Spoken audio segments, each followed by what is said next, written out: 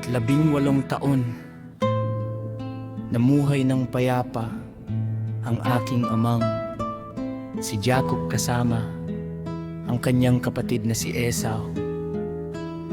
At ang kanyang mga anak ay kasama rin namin pagkatapos naming magmula sa Mesopotamia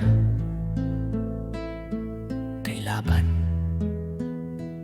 At nang matupad ang 18 taon sa ika-40 taon ng aking buhay, dumating si Esau, ang kapatid ng aking ama. Laban sa amin nadala ang isang makapangyarihan at malakas na hukbo. At tinamaan ni Jacob si Esau ng isang palaso, at siya'y dinalang sugatan sa bundok Seir. At sa kanyang paglalakbay ay namatay siya sa Anoniram. At aming hinabol ang mga anak ni Esau. Ngayon, mayroon silang isang lungsod na may pader na bakal at mga pintuang daan na tanso, at hindi kami makapasok doon.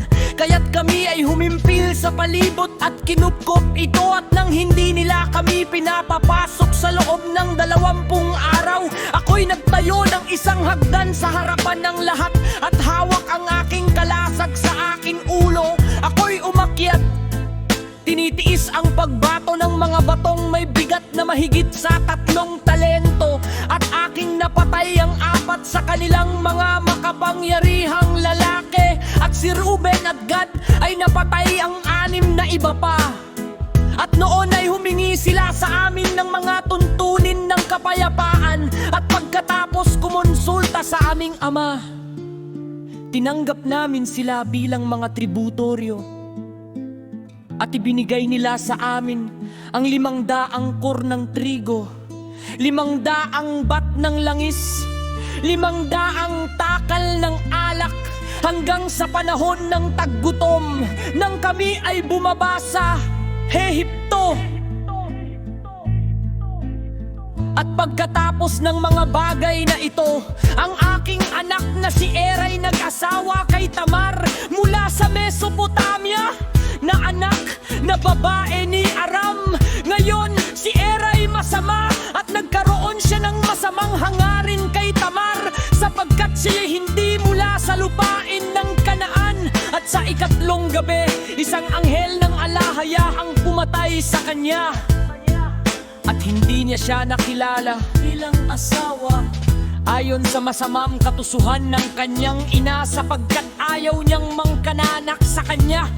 Sa mga araw ng piging ng kasalan, ibinigay ko si Onan sa kanya para pakasalan, at siya naman sa kanyang kasamaan ay hindi rin sumiping sa kanya. Bagamat 1 taon silang magkasama,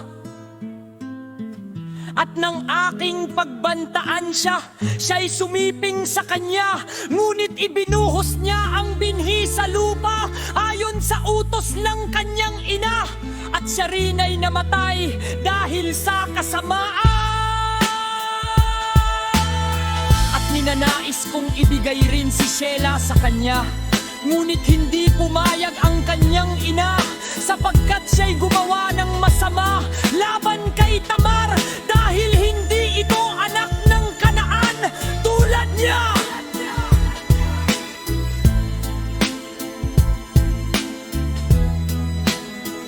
At alam ko na ang lahi ng mga Kanaanita ay masama, ngunit ang pagkamadalian ng aking kabataan ang nagbulag sa aking pag-iisip.